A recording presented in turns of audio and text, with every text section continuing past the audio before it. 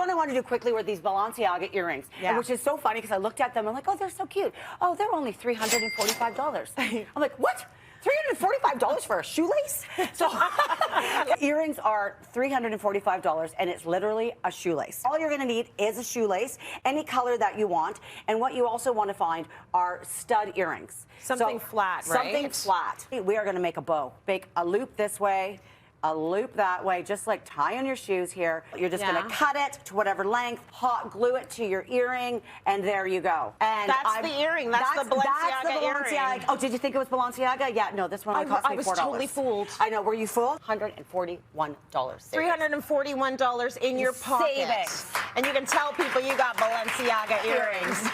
Courtesy of Julia's DIY. You know, there are things that people are put on this earth for. This is what I am put on this earth for, is to find very expensive things in fashion runways and show you how to make it for a fraction of the price. One did it better than Saint Laurent, in my opinion, with their silk brooch, which retails for a mere $1,420. Really affordable is using silk scarves. You can thrift these for less than $5.